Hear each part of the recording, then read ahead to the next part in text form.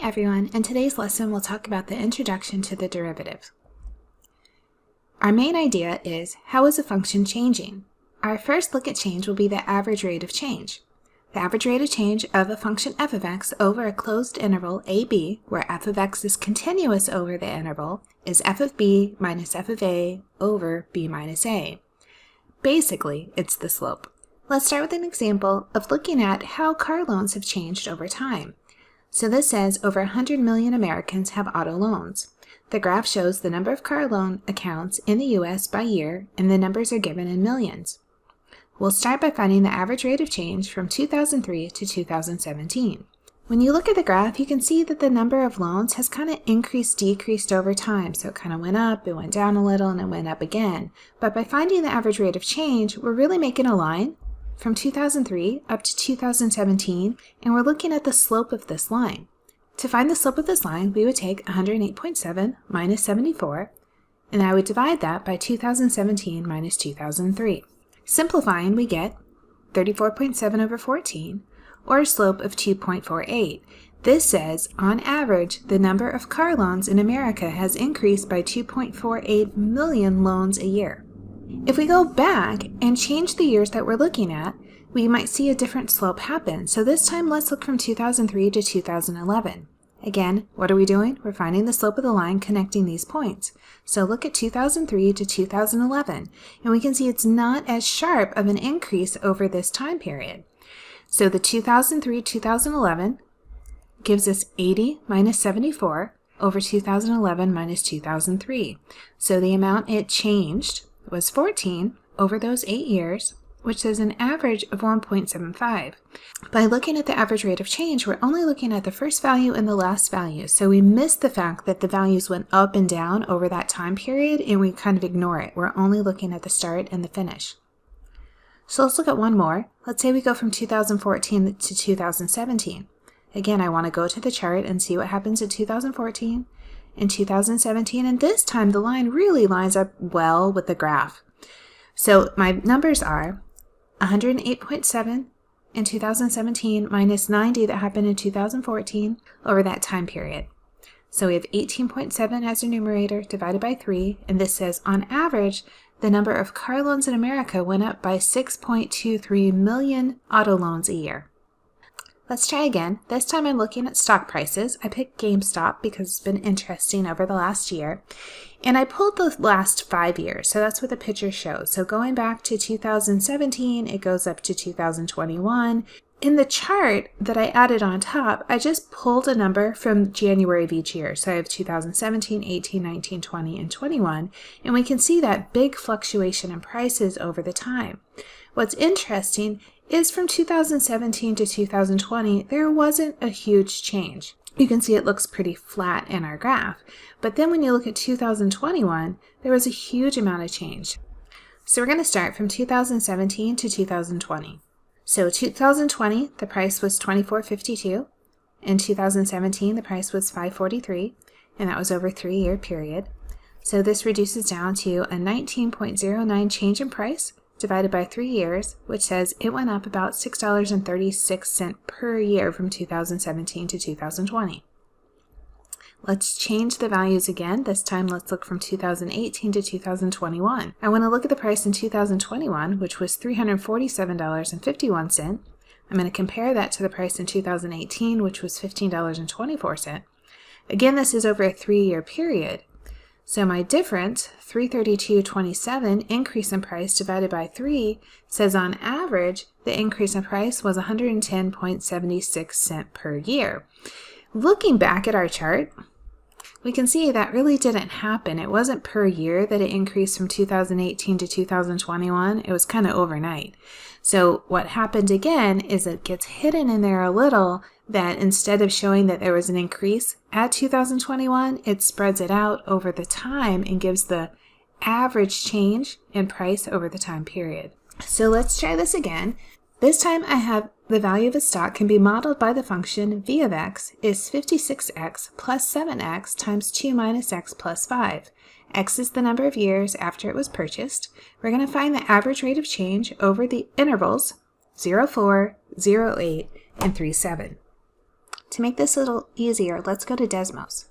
In Desmos, I'm going to start by typing in the function v of x is equal to 56x plus 7x times 2 minus x plus 5. And then I want to have it evaluate the function for me. So our first interval was 0 to 4.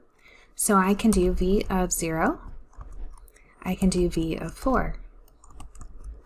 In fact, I could have Desmos do the whole thing. So I'm going to put a parenthesis, v of 4 minus v of 0, and then divide by 4 minus 0. So notice how I put parentheses around the numerator and denominator. That helps Desmos understand the order of operations. So over that 4-year period, the increase from 5 to 73 was $42 a year. The next interval that we have is 0 to 8.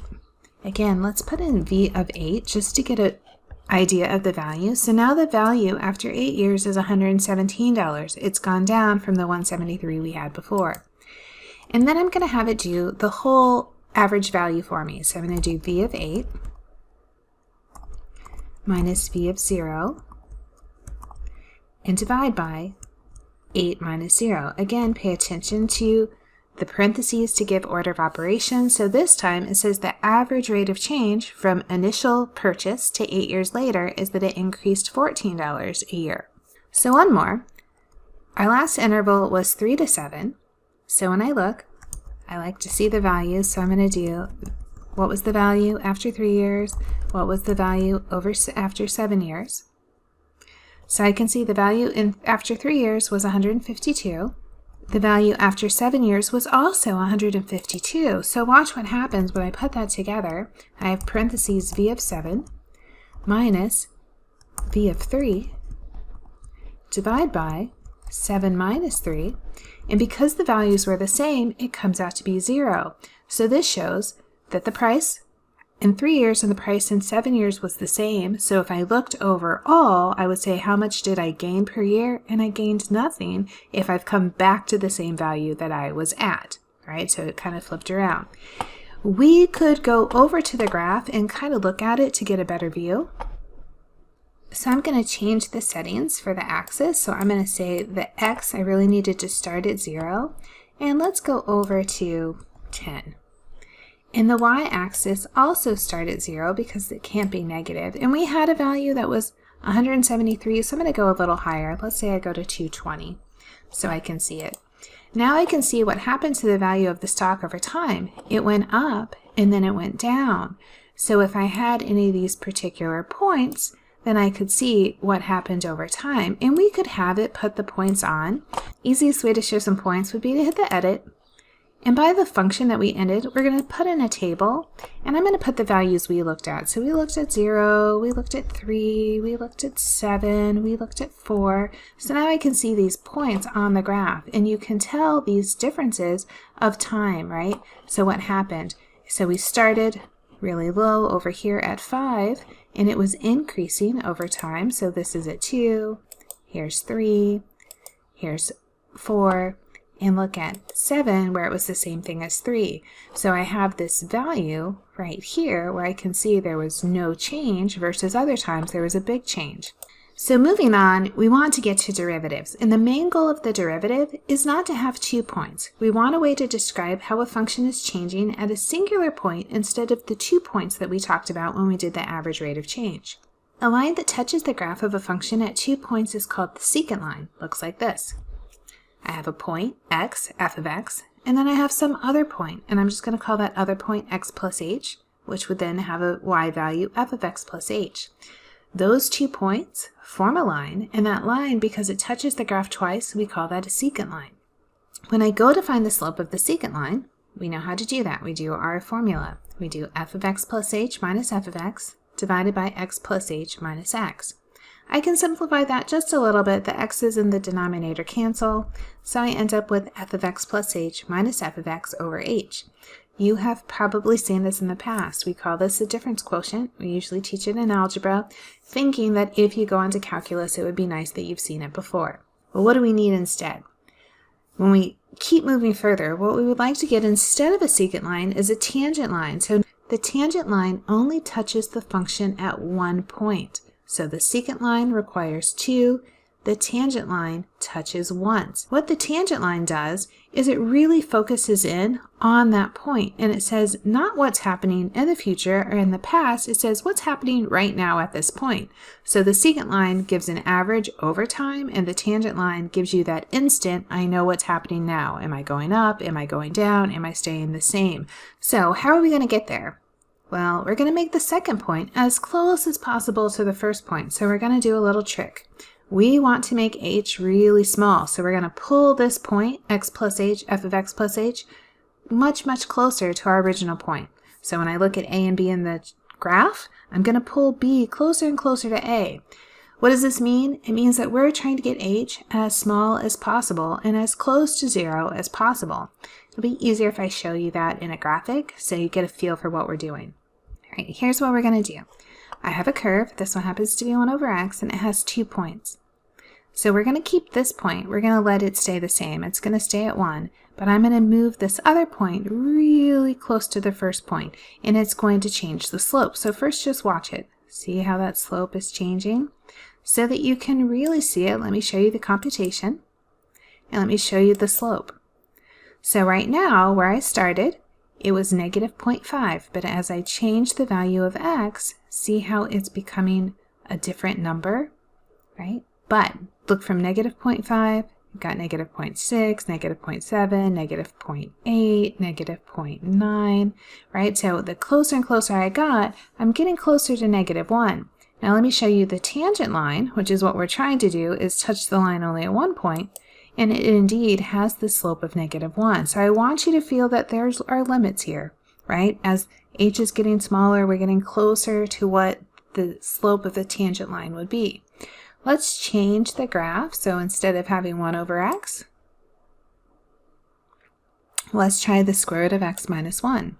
So same deal. I have 2 points, and you can see this line that's connecting them. And let's show the slope. Right now it's 0.4. But I'm just going to change the value of h. I'm going to make it smaller and smaller. And look, it was 0.42, 0.43, 0.46, 0.48, right? So it should feel like I'm getting closer to half. And let's look at the tangent line. The tangent line is half. So by making this value of h as close to 0 as possible, the value of the slope of the secant line is getting closer and closer to what the value of the tangent line should be. Let's pick one more. All right, this one is e to the x minus 1. Again, 2 points. This one at 1 is going to stay the same, but I'm going to bring the second point that's at 1.5 right now. I'm going to bring it closer. Let me show you the slope of the secant line. Right now it's 4.67. And as I come closer, I see it dropping, right? So it's going from 4 down to 3, down to 2.86.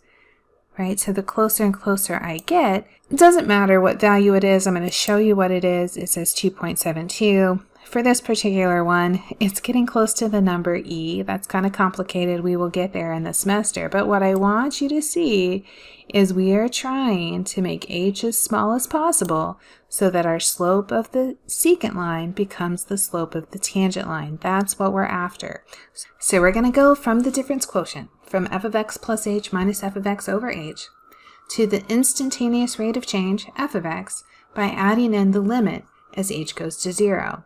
This is what we call the derivative. So the derivative is written as f prime x. So it kind of looks like an apostrophe, but that is one of the symbols. We'll have multiple symbols, but this is our first one.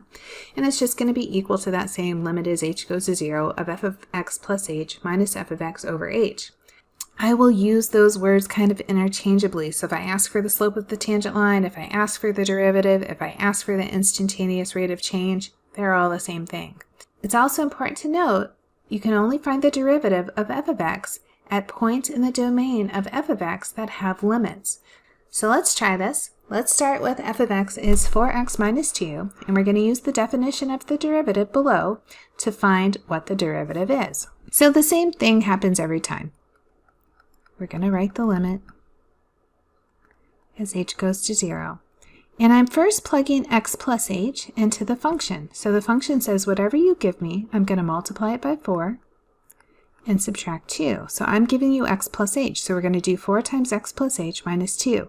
I'm going to put that in brackets just to show that's f of x plus h. I'm also going to put in brackets f of x, which is 4x minus 2, and that's all over h. If I plugged in 0 right now, like say we're like, oh, let's just plug in 0 and see what we get, well, what would you get? You would get 4x minus 2 minus 4x minus 2 over 0. You would get 0 over 0. When we first started talking about limits, we said you can never have 0 over 0. You need to do more work. So let's multiply this out. I have the limit, h is going to 0. I have 4x plus 4h minus 2. Pay attention to this negative and distribute it to both terms. So I have minus 4x, then plus 2 over h. Well, things start canceling. I have a 4x and I have a negative 4x. I have a negative 2, I have a positive 2. So what I have left is the limit as h goes to 0 of 4h over h. Okay, I still have this h in the bottom that represents 0. We don't like to have that, and this would really be 0 over 0, but look, the h's cancel. Now I have the limit as h goes to 0 of 4, which is just 4. Remember, the limit of a constant is the constant. So we went through all of that to get 4. So we know that the derivative is 4. So now let's find the derivative at specific values in the domain. So let's say we wanted f prime of 3. Well, we have 4. There's no place for x, so that means the derivative is still 4 when x is equal to 3. Same thing, if I plug in 10, I still get 4. So this constant, it's great, I just get the same thing. This is changing the same way over the entire function. All right, let's make it a little bigger. Let's try f of x is x squared minus 5x plus 3. And again, we're going to use the derivative definition, and then we'll plug in a few values. So first off, the derivative is the limit as h goes to 0. So I'm plugging in x plus h wherever I see an x, and I have two sets of x's. So I have x plus h squared minus 5 times x plus h plus 3. Again, big brackets just to say that's f of x plus h, minus brackets x squared minus 5x plus 3 all over h. And basically what I'm thinking is I need to get rid of this h. This h in the bottom was making me divide by 0, and we don't want to divide by 0. So we want to go as far as we can to get rid of that 0 in the denominator. To start, I'll do the limit h is going to 0. Remember when you square a binomial, I get a trinomial, so x plus h squared is x squared plus 2xh plus h squared. If that doesn't make sense to you, if you're like, where'd the 2xh come from? Write it out. Write out x plus h times x plus h. Then you'll get x squared. You'll get xh. Then you'll get xh again. And then you get h squared. So I want you to see this 2xh came from just foiling, like multiplying everything out. Now multiply the negative 5 times x plus h, I get minus 5x minus 5h plus 3. Then I have a subtraction. You need to distribute that negative sign to all the terms. So I have minus x squared plus 5x minus 3 all over h. Okay. It's going to work out that you can cancel. So go term by term. I have x squared, negative x squared. I have negative 5x, I have positive 5x. I have positive 3, I have negative 3. And look, everything that's left has an h. 2xh, h squared minus 5h. Let's write that out. I have the limit. H is going to 0. I have 2xh plus h squared minus 5h all over h. Let's factor out an h in the numerator. So I have the limit. H is going to 0. I'm taking an h out, which leaves me with 2x plus h minus 5. And the reason I did that is I want to cancel the h. And I need to do it this way. I can't just cancel one h with like the 2xh or one h with the h squared. All three terms are dividing by h, so I want to make sure I take it out of all three terms. What do I have left? I have the limit. H is going to 0. I have 2x plus h minus 5. Well, this is good because I've gotten rid of the 0 in the denominator, so I'm no longer dividing by 0. At this point, I can plug 0 in. I have 2x plus 0 minus 5, which is 2x minus 5. So all that work, here is our answer. This tells me how is the function changing. So what did I give you? I said, let's plug in 1, let's plug in 4, and I wrote up that our derivative is 2x minus 5. So with 1, I have 2 times 1 minus 5. This is 2 minus 5 is negative 3. And then at 4, I have 2 times 4 minus 5, which is positive 3. What does this tell me? It tells me at a value of 1, the function is decreasing. It's changing by going down. At a value of 4, this is increasing. It's going up by a value of 3. Overall, it was an x squared. We know it's a parabola, and that makes sense that there are times that parabolas decrease. There are times that parabolas increase. So it's okay that sometimes it's negative, sometimes it's positive. That's what the derivative tells me. Let's try it with f of x equals 8. Again, we're using the definition of the derivative. So my derivative, f prime of x, is equal to the limit. H is going to 0. Now f of x plus h. I'm plugging it in. This is a constant function. Constant function says doesn't matter what you plug in, you always get the same thing. So if I plug in 1, I get 8. If I plug in 2, I get 8. If I plug in x, I get 8. If I plug in x plus h, I still get 8. So I have x plus h gave me 8. X also gives me 8 over h. Right now I have the limit. H is going to 0 of 0 over h. This is where we have to get technical and say what's happening right now. Well, right now we don't have 0 over 0. We have 0 over a number close to 0. So since this bottom number isn't actually 0, but something really close to 0, I can say the limit overall is 0. Go back. What's happening? I have a function that is constant. It's 8. So here's my constant 8. The derivative says, how does this function change?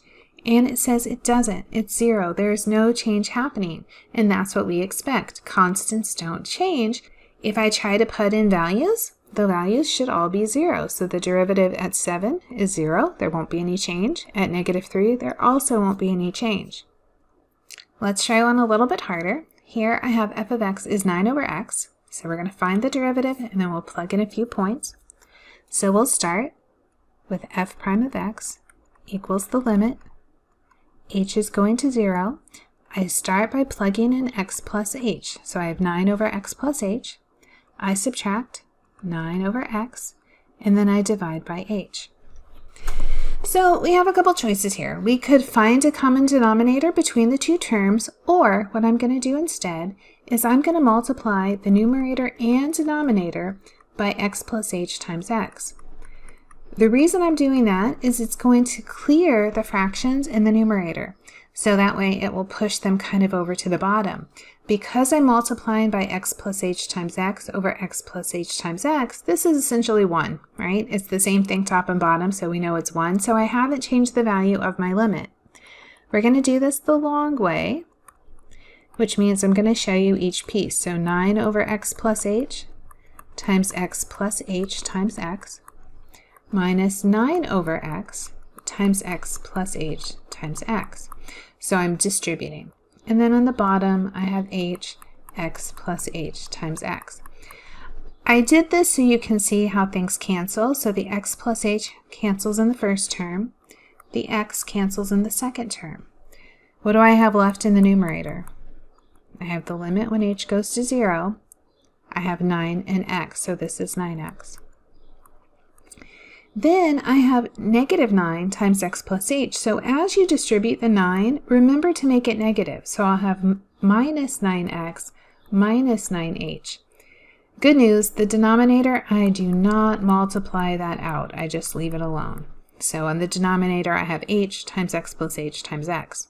Like always, things are canceling. So 9x cancels negative 9x. I have the limit.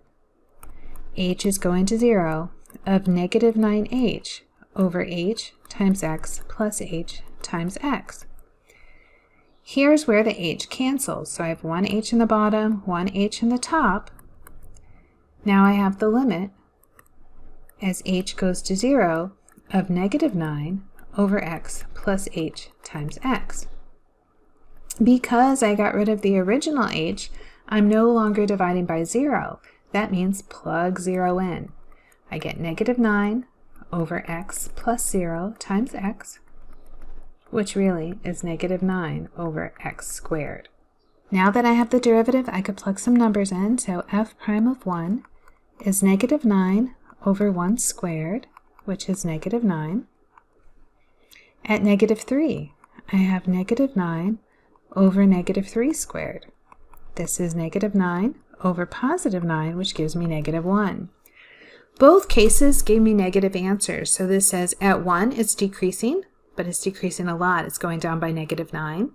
At negative 3, it's also decreasing, but not really as quickly, so it's only negative 1. But overall, it's always decreasing. Let me show you a really quick sketch of the graph of 9 over x. It looks like this. And what you should notice is that it's always going down, right? And it's always going down. And the derivative tells us that.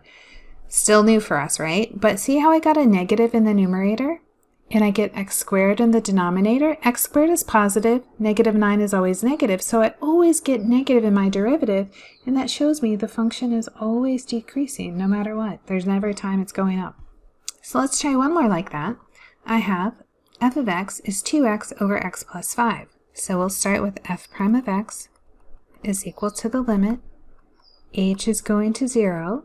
I have 2 times x plus h over x plus h plus 5. So remember, wherever it says x, I put in x plus h. Then I subtract the original 2x over x plus 5, and that all goes over h.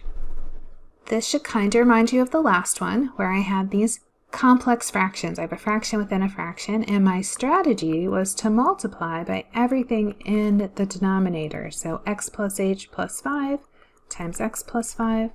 I multiply that on the top and on the bottom. And again, I'm going to do it the long way. So I have the limit. H is going to 0. I have 2 times x plus h over x plus h plus 5 times x plus h plus 5 times x plus 5 minus 2x over x plus 5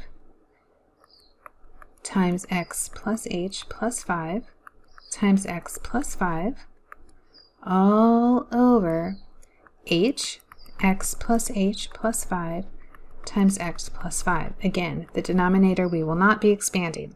Okay. So I'm going to look through and say, well, I can cancel x plus h plus 5 times the x plus h plus 5. I can cancel x plus 5 with x plus 5. So it's a little bit better. What do I have right now? I have the limit. H is going to 0. I'm going to multiply the 2x plus h. I'm going to multiply that out. So I have 2x plus 2h. Put that in parentheses. Times x plus 5. Minus, I'm going to keep the 2x and say I have to multiply that by x plus h plus 5. And then the whole thing on the bottom, which I am not going to multiply out. Now I have the derivative. F prime of x is the limit. H is going to 0, and I start distributing. So 2x times x, that's 2x squared. 2x times 5, that's 10x. 2h times x, I'm going to write 2hx. And then 2h times 5 is 10h. The negative 2x, it's important to keep the negative 2 as you push it through. So I have negative 2x times x is negative 2x squared. Negative 2x times h, negative 2hx. And then negative 2x times 5 is minus 10x. This all goes over h, x plus h plus 5, and x plus 5. Okay. So we start looking through. I see a 2x squared, I see a negative 2x squared. Positive 10x has a negative 10x. 2hx has a negative 2hx. The only thing left in the numerator is 10h. I have f prime of x is the limit, as h goes to 0, of 10h over h times x plus h plus 5 times x plus 5. the h cancels the h. So I got to the point that the h on the bottom I started with goes away. What do I do then? I plug in 0 for the remaining h's. This gives me 10 in the numerator. It gives me x plus 0 plus 5 times x plus 5. Well, x plus 0 plus 5 is really just x plus 5. So I have the same thing twice. I get 10 over x plus 5 squared. So I can put those two together. Good news coming up. As we continue, we will have shortcuts. We are not going to keep this long definition of how to do the derivative. I'll have lots of rules for you. These rules will make things a lot easier. So don't be too intimidated by this. Don't think that this is what we're going to do forever. This is what we're going to do for now. For now, it's showing how do we get the derivative? We do it by taking the slope of the secant line and then changing that secant, making that h really small until we can kind of get close to the tangent by using a limit. So it's really a trick. Luckily, we have a lot of tricks, so this will get easier. Hold on, don't give up. Try it out, see how you do, and then we'll just move on from there.